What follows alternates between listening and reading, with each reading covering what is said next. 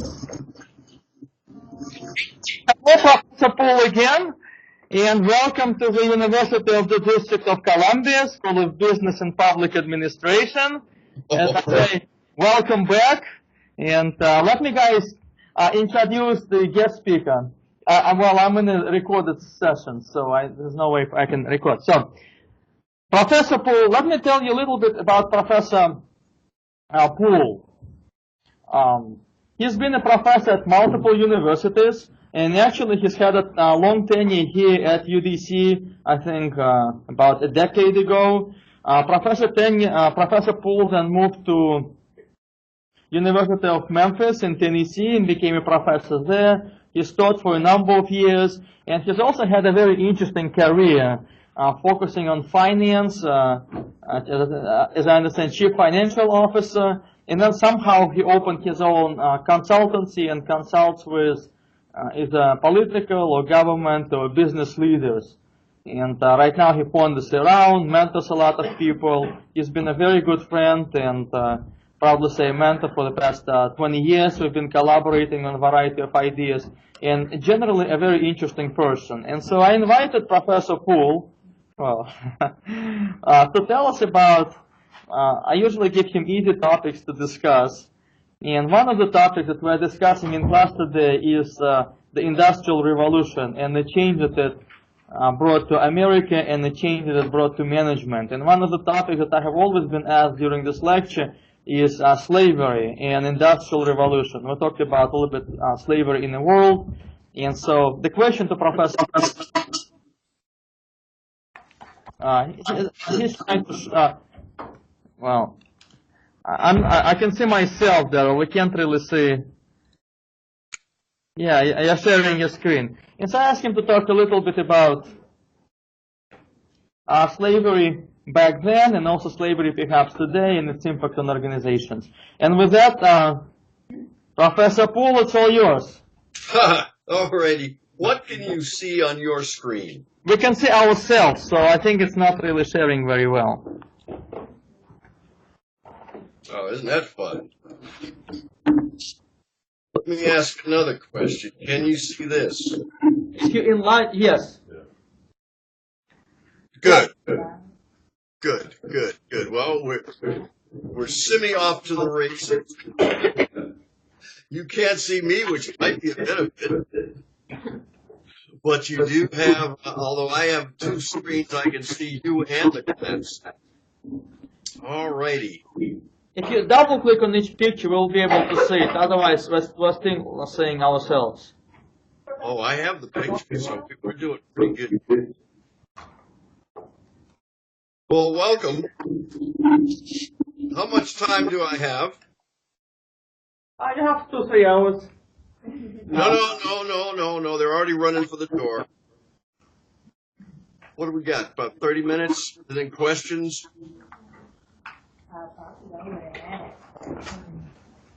All right. When Professor Ivanov called and said he wanted me to talk about slavery and the Industrial Revolution, my first reaction was sheer panic. You're dealing with a very, very complicated subject. This covers way more than the average person might think it does. I'm going to use about 2 pages of actual text, and I will send all of this to you. There's not a lot of notes you have to take. And then I'm going to use some illustrations as to what the extent of this subject really is. First, slavery is very complex. It is much more complicated and is taught in the United States. It was a very vast international system. Darryl, can I make a correction? We're only seeing ourselves. We don't see the slides. I haven't put one up yet. Oh, okay. Okay, sorry. Well, let me do a test. Make sure this is coming up correctly. Can you see that? Yes. Yeah, okay. Well, you're gonna have great slides. I really worked hard on these things, looking around for them.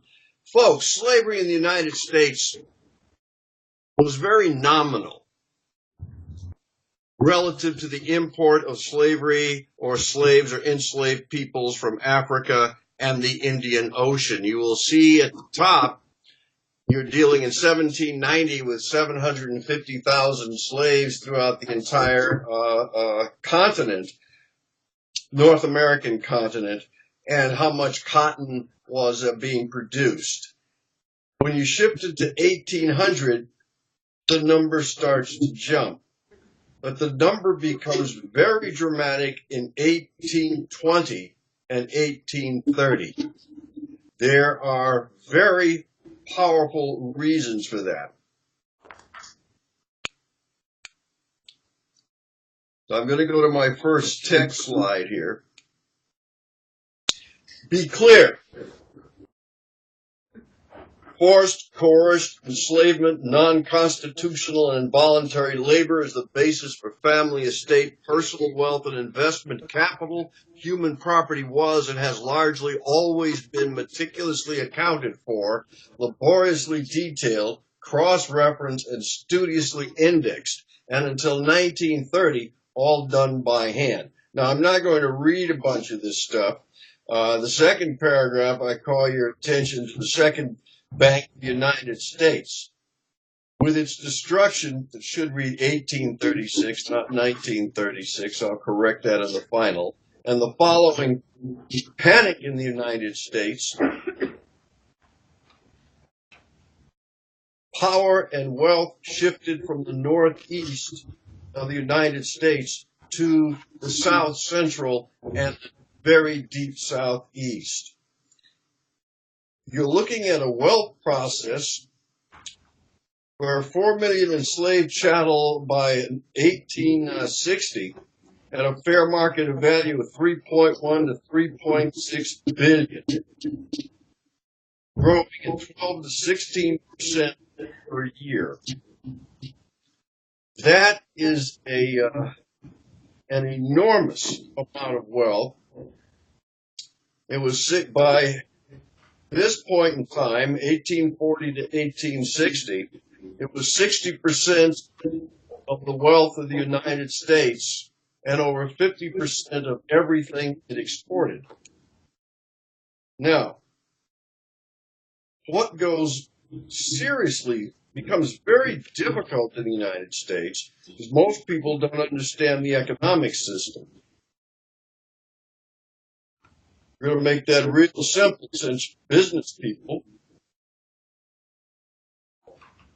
One of the things that happens in this process is the United States introduces the concept of middle managers right in the middle of this, where folks are hired, promoted, given land, property, and housing to be foremen, overseers, production, distributing managers, transportation, shipping managers, accounting, banking assistants, and senior operations officers.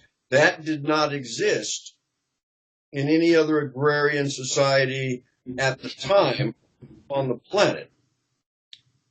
There are some things that spill out into the modern day since you're studying business.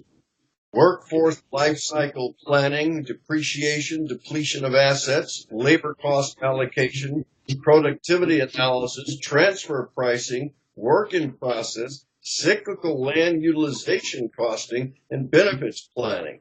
All of those were derived from the period 1830 to 1860. This is Memphis, Tennessee. Memphis, Tennessee did not come into real existence until around 1857, when it became a railhead. All of its records were meticulously kept.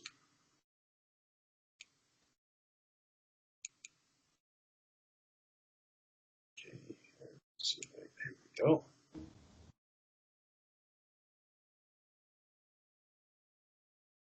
If you look at how people were accounted for, price of male slave over the life cycle. Slaves were priced out per plantation, per person, based on their productive life cycle and what the cost of replacement was. Newborn to somewhere past 70. You'll notice that between 20 and 45, this is a very large delta, $600 to $800.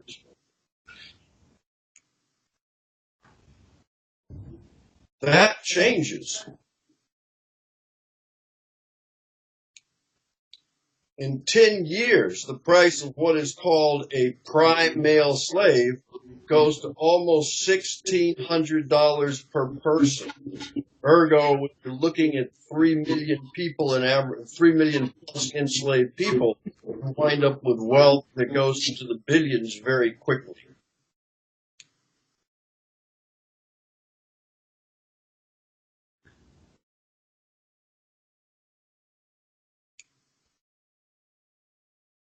Slavery, this is now your basic history. You don't have to take a bunch of notes on this. I will send this up later today. Slavery has 4 basic forms: indentured and conscripted, usually a prison term or until death, whichever comes sooner. Penal system, migration, prison, sentence time to life. England made this a national policy, shipping people to Botany Bay, New South Wales, and Australia, and the Americas all during the mid-1600s. At the time in England, which is absolutely linked to how American slavery grew. Absolutely linked. And I'll get to that in about 5 minutes. In the middle 1600s, there's a major revolution in England where they execute Charles I, and Oliver Cromwell takes over the government. There's civil wars, and all the losers get sold as slaves and shipped to the West Indies, where basically they either die, escape, or become pirates. Property, sentencing to sale, or generational obligation. Generational obligation is a fancy way of saying they're bred. The United States manages to become the most extraordinary breeder of human beings for slavery since probably the time of Egypt. There's nothing like it. And I'll show you what this looks like a little later on. Economic containment. It is not slavery, but it is a kind of economic enslavement. Anti-union violence, economic policy, secondary profitability. Those of you may have heard of the stories of the company stores where the companies are charging more than your salary so you could never get away from the company. And then it becomes cultural, religious, racial, and ethnicity, which is a global problem. For your purposes, understand that there are components of capitalism. How they are managed usually has to do with ethics, and it has to do with greed. In the case of the United States, private property versus the crown. Means of production and distribution is control over 2 things, land and labor. Labor at the time was very Malthusian. Absolute belief in the fact you would have a surplus population that would exceed the ability for the general population to be fed. Dickens always gets into this by saying people need to die and reduce the surplus population. What he's referring to is Malthusian economics, which dominated most of economic thinking. Curious things happen in this labor. England, still on point 3, lower half of the page, it abolishes slave trade. It then abolishes slavery in its colonies, and then its final abolition is 1843. The United States, even though it abolishes the slave trade in 1808, builds a thriving business in illegally importing slaves through the West Indies, primarily through the ports of New Orleans, Baton Rouge, and Memphis, Tennessee. Then we get into the exchange of wealth. We're coming to pretty much in technical lecture. Wealth under capital. Time, money, resources, people, and opportunity. What is not often understood is point 2, little Roman numeral 2. It is based, all of it, upon the acquisition of land. This is a critical factor. It has to do with immediate ownership, discovery of land, control, acquisition by any means possible. And in the United States, the South controls increasingly 7 crops, but 5 really. Tobacco, rice, cotton, sugar cane, corn, Cuban property, and timber. Now you get into, I'm going to jump quickly into how does this happen? How do you wind up controlling so much on a labor base that looks like this? I have one chart which will give you a very good idea of what happened between 1790 and 1860. There isn't anything in American history that looks like this until the migrations west during the period of the Great Depression. In 1790, these clusters of slaveholding organizations or plantations and literally governments exist primarily around tobacco. Tobacco is the largest central portion in the middle of the 1790 in the Virginias. Following tobacco are generalized crops. Tobacco is the money crop. As you move from the Virginias to north to the Carolinas into Georgia, it is rice.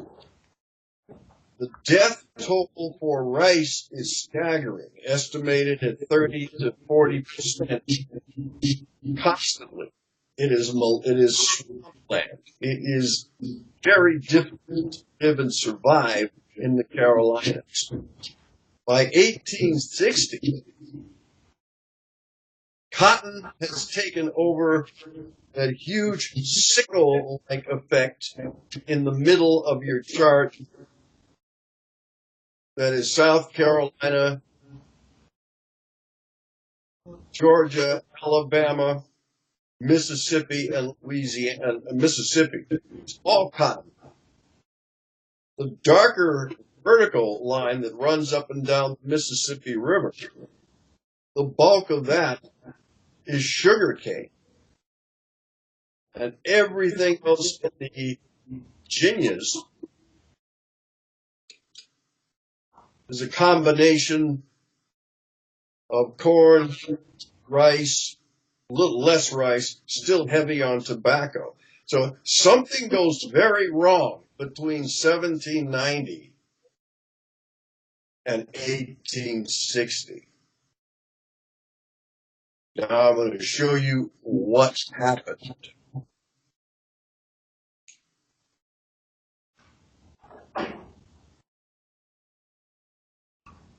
Note 2, geoeconomic factors. I'm not going to dwell too much on this because the next slide is how the Industrial Revolution hits this. The United States had a large population of indentured service. It's important to understand that in 1776, only 1 in 16 males could vote.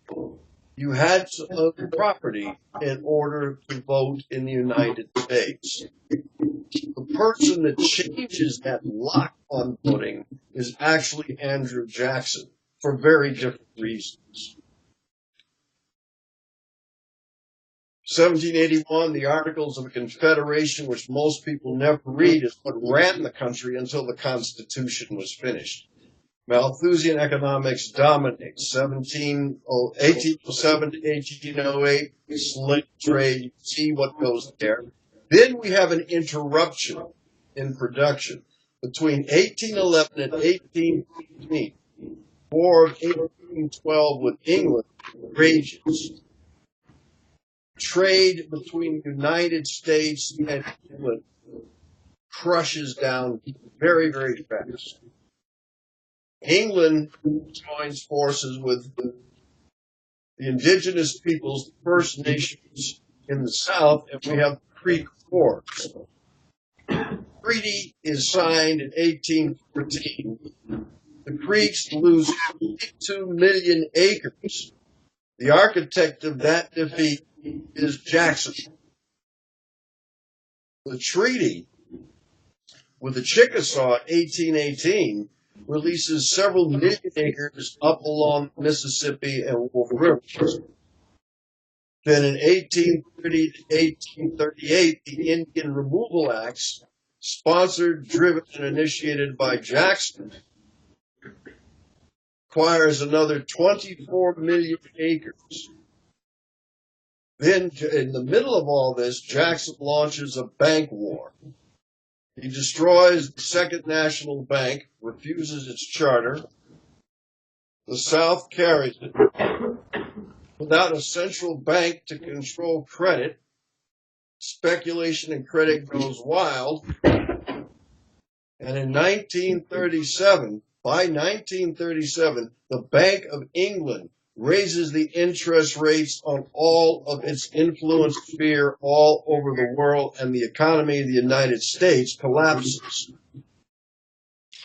Speculation in land, speculation in rail, speculation in banks takes out the floor. New England takes a major, major hit. Pennsylvania and New York and New Jersey take major financial hits. Notice in 1840 and 18 to 1851, Georgia starts building mills. Lots of them. It goes from 14 mills to 35 mills to 44, and it's all on new technology. New England cannot rebuild at the rate it once had. New York cannot rebuild. And to ensure a lock on the labor, the Fugitive Slave Act of 1850 criminalizes helping runaway slaves in any way. Notice there was always a fugitive slave act since 1793, but nothing carried the weight of the 1850 Act. It said local authorities, all people, law enforcement have to cooperate with slave hunters. That's a nightmare. Last heavy-duty chart.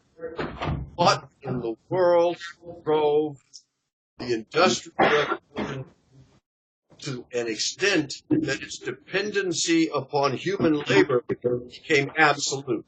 Here you go. Begins with the cotton gin. Slavery is not profitable.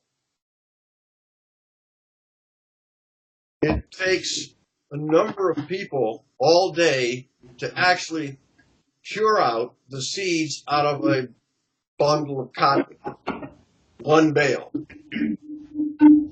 The engine changes that and goes from one bale to 100 bales literally within 3 months. But the market doesn't take off because the market with Britain was stopped in 1811. Amos Whitman's card-making machine. This is a device, so usually two paddles held in one hand, or a series of big drums, which straighten the cotton fibers out. The mills had whole rooms where all they did was card out and straighten the fibers so they could be spun. That changes in 1797.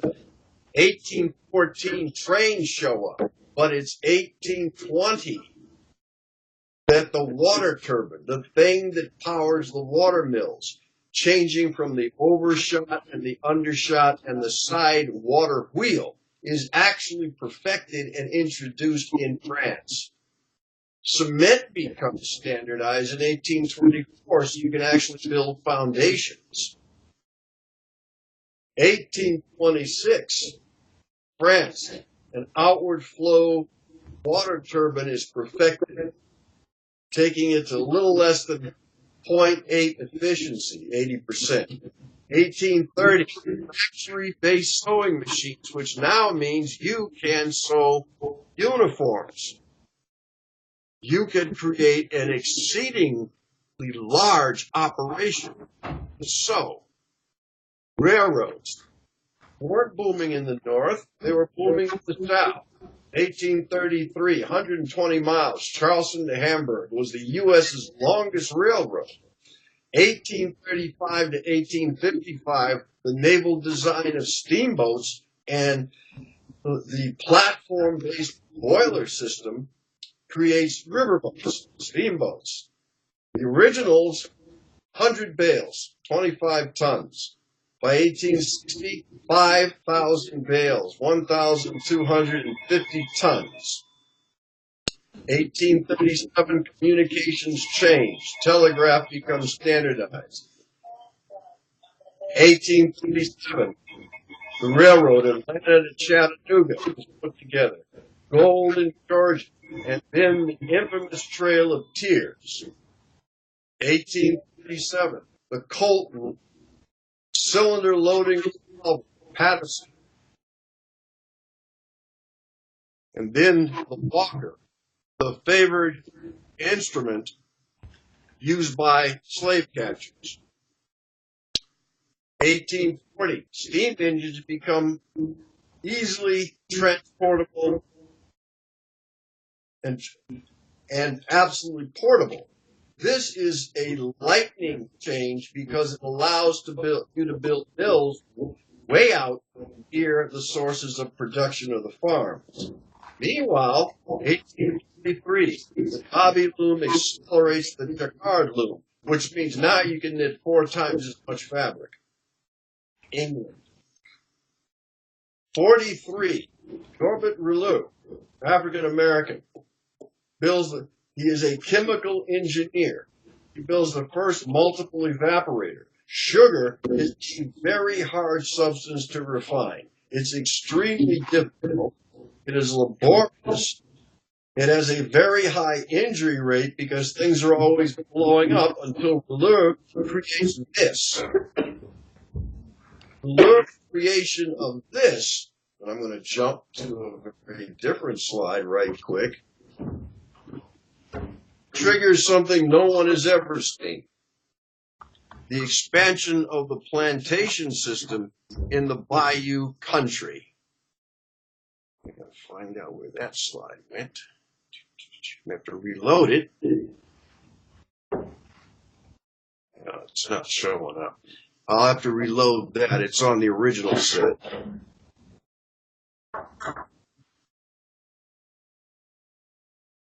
Yeah, I'll have to reload that. Rouleau has sugar production in the United States quadruples in 18 months. Quadruples. And escalates from that point on.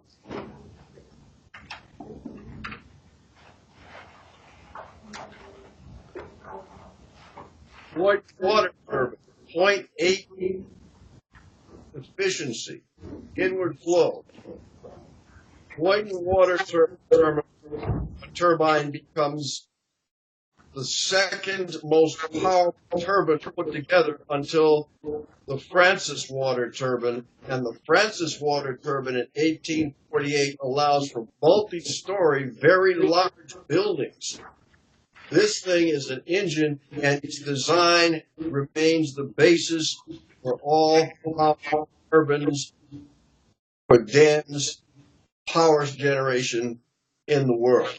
1849. 1857, the railroad Charleston links, the Memphis and Charleston Railroad links the Atlantic to the Mississippi in 72 hours of travel. Cotton bales can be shipped with from Memphis and Memphis becomes the head of the Cotton Empire. That's a deep dive in very short lessons. Now you get it. I'm going to show you something that is a little more disturbing. How did we get all this land? Oh, I did find it. That's what happened to the Mississippi. New Orleans on the far right, Baton Rouge on the left. All of these blocks, little rectangular things, are individual plantations, and they are all sugar. It takes thousands of slaves to run this. And they are all privately owned as well as the slaves.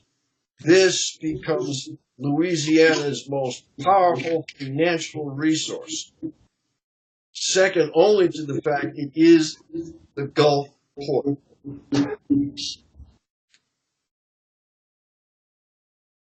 Now, how do we get into this?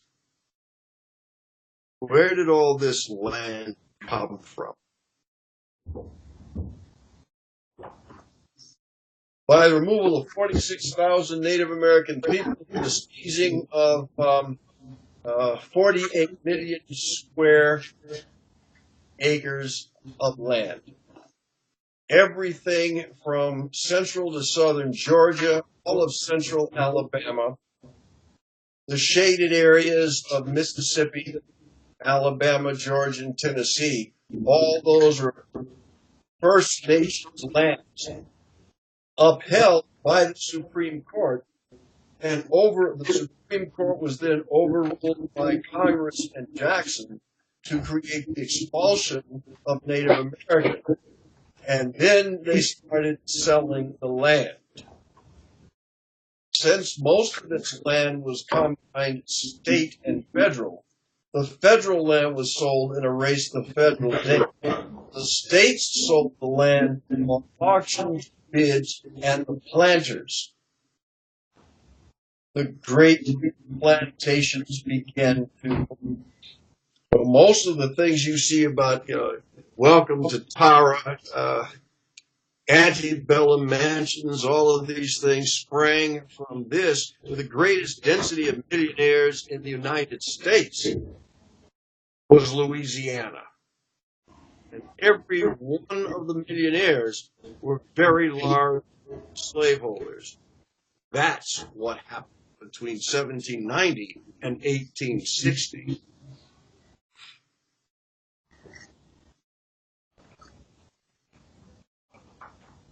If you're curious as to what the slave trade looked like, that's what it looked like. Not the simple triangle.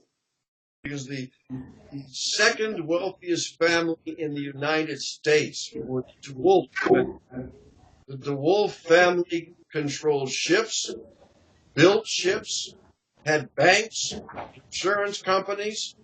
It controlled plantations in the West Indies. It had a lock on trade with England, and the DeWolf family was based in Bristol, Rhode Island.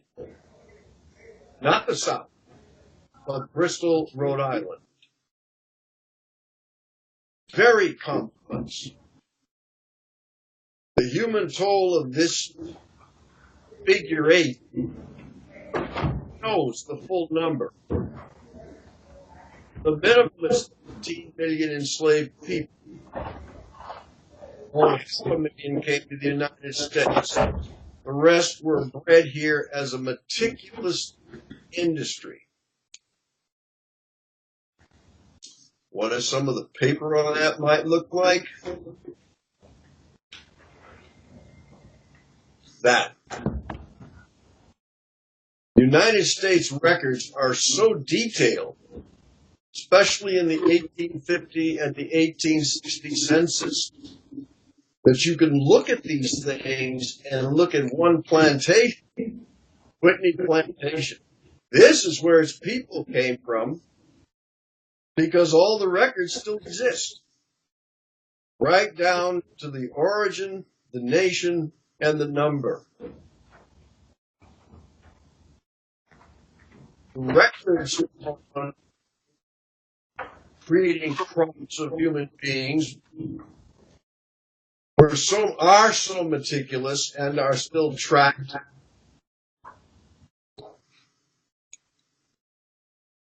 especially at the Whitney plantation, that they would tell you exactly how much it costs to house a runaway slave. So they returned the runaway slave to the original master. They also gave the original master a bill for all care, food, clothes, shelter, no matter how nominal it might have been. When you get to this issue of tobacco, sugar, tobacco, cotton, and gum, all coming out of the upper 7 states. It wasn't coming out of the South. So we have a national industry of extraordinary size, worth more than all of the then manufacturing facilities and railroads owned outside of the South. So there you are. It's a very fast dive. And where does this go terribly?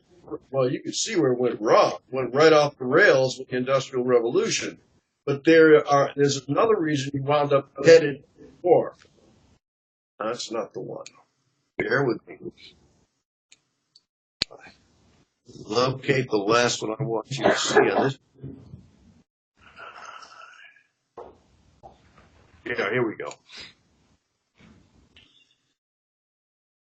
What happens inside the United States between 1850 and 1860, from Maryland to Missouri, Kansas, Nebraska, part of Colorado, Oklahoma, which didn't exist but was about to be seized, Texas, the acquisition of the lands including Missouri and Arkansas, to the left of the Mississippi, would have effectively increased the size and the political power of the South by almost 100% and allow for the huge development of lands based on slave labor. If it were just slave labor, that would be one matter. Problem is the rest of the country had a population of immigrants rapidly coming in. And labor prices around the rest of the country had fallen to the floor. There was no way to afford labor against the massive owned capital labor of the South once it started building mills. Now, where did the South get the money? It got much of its capital from England, because England ran into a major problem. In the late 1700s and the early 1800s, they managed to kill a couple of 100,000 British soldiers in various wars around the country. That didn't work very well. They were using child labor because there was little to no other labor to use. As the enormous gains from the Industrial Revolution exploded, England was flat out of clothes. It had to get, and moved to get, by any means necessary, cloth cheaper to fuel its huge mills and its extremely high demand for clothing, which by 1860 had gone all the way down to the poor. They were flat out and had the technology, and the only place that could do 60% of the cotton on earth was the South. So they cut all kinds of deals, including transporting heavy equipment, modern equipment, from France, financed by England, to the South to build the mills, which collapsed the New York, New England mill economy. So all this is going on, and we haven't got to the issue of ethics, and we haven't got to the issue of social forms of society. This was a society based on things we have not seen since. but were replaced by the conflict between owners and unions, primarily in the 20th century. So I've now bogged you down for 37 minutes, and I'm going to stop. Yeah, let's open for question, Darryl. Thank you so much. Let me have you not share your screen. That way we can see you. Yeah, I've got to figure out how to do that. Can you do it? No, we're still seeing ourselves. We can't see you, so you have to unshare it. So click on stop sharing.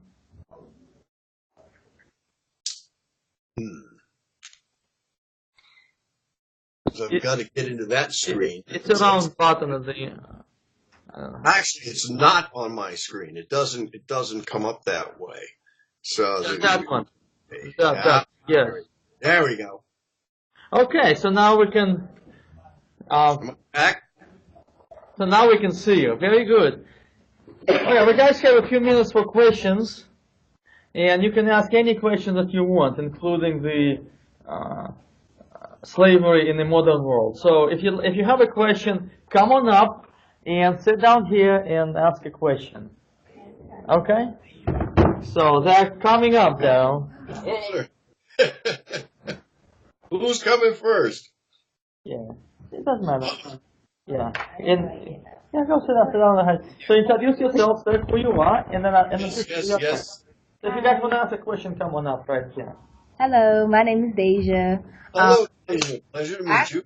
Nice to meet you too. My question is, in your opinion, do you think slavery still exists today? Oh my goodness, yes. Okay, and like what? Are you saying just the United States or worldwide? Well, just the United States right now. Economic slavery, absolutely. Okay, what do you mean by economic slavery? If you're working at jobs where the market for payment is artificially or deliberately suppressed, people don't want to pay you because they don't like the way you look today, or there's a way not to pay you, or don't pay a living wage, or don't decide not to pay a minimum wage, that, in any way you want to cut it, is a form of economic slavery. If you can't live on minimum wage to do what you need to do to feed, house, clothe, and shelter Maslow's hierarchy of needs, you have a large portion of the population that is existing at subsistence. Okay. One more question. And with this thing with mass incarceration, when you were talking about the 4 forms of slavery, do you think that applies to that today? Since yes. You said about the life sentences and everything. I have a very simple equation, which I won't belabor you with. Okay. But I tend to judge a society by how much it actually rehabilitates, plus how much it spends to correct people unjustly convicted. Okay. If you don't do those two things, you have an imprisonment system. You don't have a reforming system. Okay. And that's a deliberate policy decision. Okay. Well, thank you for your time. Oh, thank you. Very good. Who's next? Hello, Professor. Good afternoon. Good afternoon, sir. Yeah, my name is Christopher Iwuriebo. Mm-hmm. Yeah, my question this morning or this afternoon is has to do with in connection with your topic on slavery. Mm-hmm. Yeah, you did mention that from all what you said, I can see that the slavery then was centered around the economy, which was a highly agrarian, it was agrarian society then. Yes, sir. Yeah. Now, will I say that the main reason for, is it related that the purpose of the reason for driving of slavery then was to kind of have enough labor for the farms, Now, for today, do we say is the same reason why the U.S. Kind of introduced the diversity visa lottery and probably encourage the kind of immigration as at that time? Although there's a change of disposition right now, but can we say it's the same reason? That is number one. Then, secondly, it's 11 o'clock. It's my computer. I'm sorry. Yeah. Yeah. Secondly, with the change of with the stoppage of slave trade, how did this affect the economy as at that time? Let me be sure I understand. How did slavery affect the economy at that time? Yeah. No. When it was stopped, slave trade. Yeah, with the stoppage of slave trade, then how was the economy affected? Yeah, that was the second question. The slave trade outside the country. Yeah. Most of the people who ran it shifted to illegal acquisition of slaves. But the engine was the decision of the major slaveholders in the Virginias and the Carolinas to shift to breeding slaves. They actually created the population and sold them to the South. This is monstrous. This is much more monstrous than most people understand. Running plantations in the Carolinas and the Virginias, part of the major crop was people who could be sold through Savannah and Charleston and taken across the country, or sold out of Kentucky and taken downriver to the great plantations. So the numbers were escalating. They weren't contained by stopping the import of slaves. Okay. Yeah, thank you, Professor. Thank you so much. Who's next? Hello. Sir. Nice to meet you. My name is Dustin, and you mentioned that the slave owners in Louisiana, they were able to, I guess, wrangle a lot of the trade back with England or with Europe in general by offering textiles and cotton and stuff like that for way cheaper than, or sugarcane, I guess, way cheaper than Sure. Way cheaper than what the North was able to push out in like factories and mills and stuff like that. Yeah. The North couldn't grow. Yeah. The North has winters. It has a fall. It has periodic late springs. The South, the deep South, has 2 to 3 growing seasons. Louisiana, because of its heavy marshland, was ideally suited to sugarcane, which they imported from Java. It's not native here. They brought a special kind of cane from the Java Islands. Okay. So they were able to. They were selling. Okay, understood. Lots of cotton down there, but sugar was the big money. Nice. Were there any other industries that the South was able to export for cheaper since they were using slave labor as opposed to the factories and stuff in the North? Or? Oh, God, yes. Timber. Timber? Between Georgia and Tennessee, it was all heavy forest. They were chopping timber to build railroads. They were chopping timber to build everything they could build. Understand that so timber became a big item. The key to that is they were building the railroads. 20% of your factory workers in the South were consigned slaves from absentee owners. They're clearing the rivers, they're clearing the land, all on this owned capital. So the cost to do it was, some people have said as low as 16%. I haven't seen enough numbers. But 16 to 26% equal to the labor cost in New England, of the labor cost of England, gives you such a cost advantage. And you can work them all year long, which you can't do in New England. So. Wow, that's crazy. All right. Well, thank you. I appreciate it. Thanks for being here. Thank you. Hi, my name is Maria Ramos. How do you do? I'm good, thank you. So recently we've had a class discussion about the percentage of how free you are as a person. And majority of the class decided it was like close to 50%. So I was wondering if we could get your answer to that, how free you are as a person, like in a percentage on a scale from 0 to 100, and why. Oh, ask me something easy. Let's see.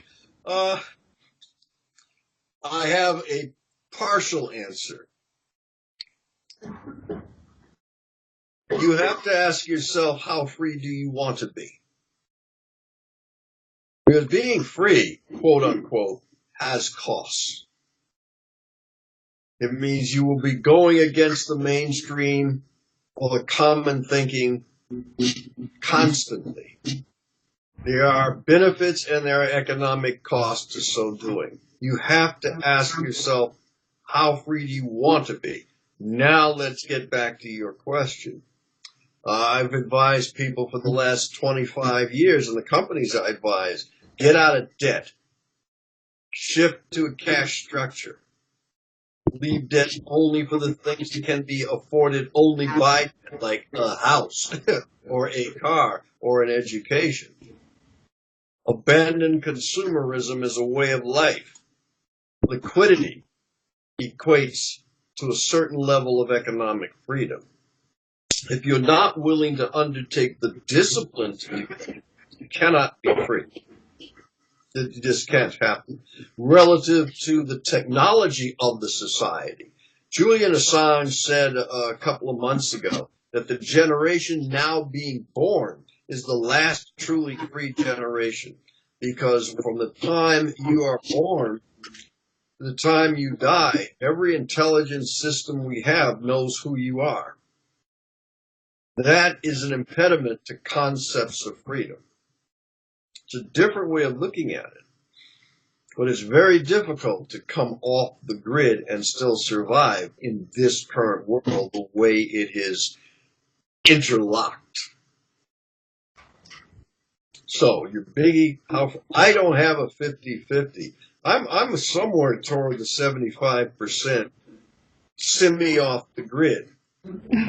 Okay. Except when I get on Skype and, CIA's listening and everybody's having fun. Okay, thank you. All righty.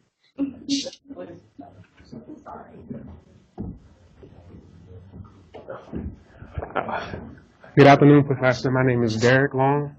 Pleasure, Derek. Nice to meet you. I want to say thanks for providing us with the amazing information you provided us with today. I wanted to ask you, I know there were a lot of flaws within the slavery system that affected the Industrial Revolution, but I wanted to know what was your opinion on what was the one major flaw that you found within the Industrial Revolution as it relates to the system of slavery. Curiously enough, it wasn't a flaw in the way you might think of it. At that time period, there was no telephone. There was no iPhone. There was no radio. There was no rapid postal system.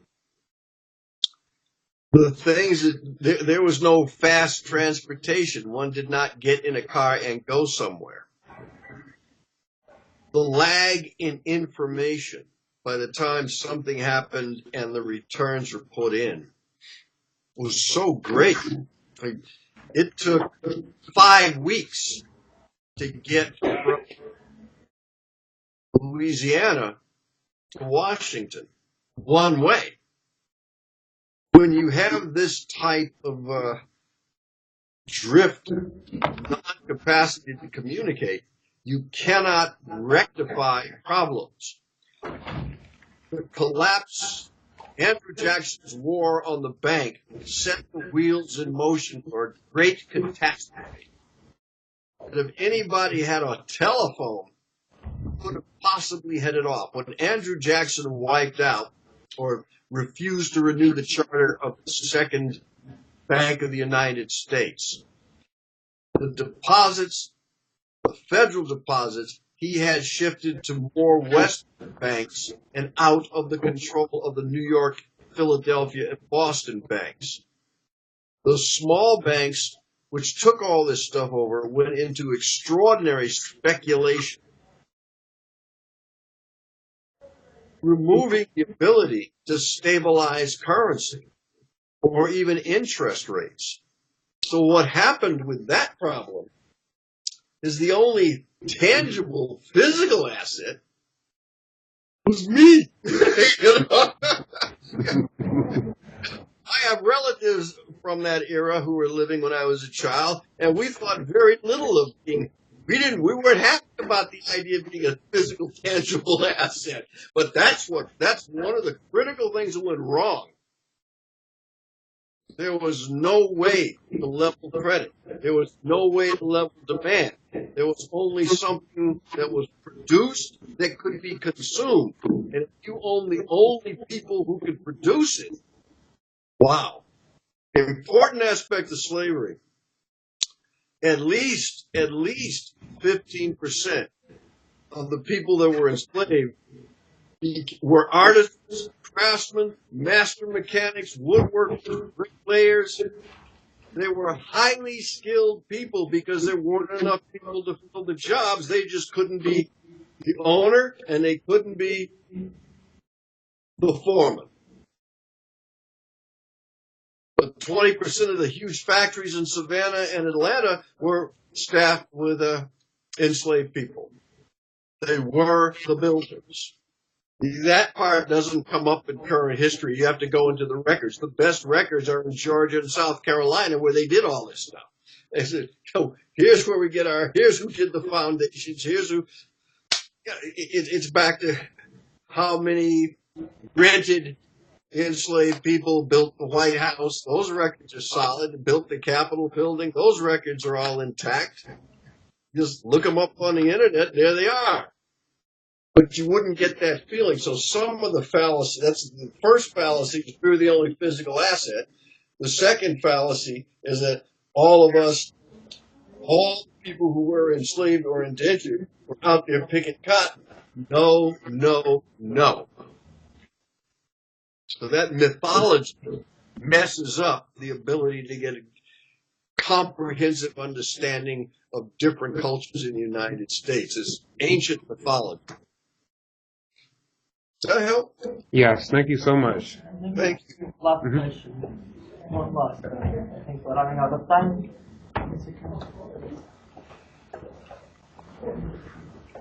Hi, Professor. Yes, ma'am. Thank you for your time. Oh, thank you. I have a couple of questions. So one of my questions you said in your lecture between 1815 between 1815 16, you said for the power of politics in like Maryland and you said a couple of states. Why is that the power of the politics only for that states?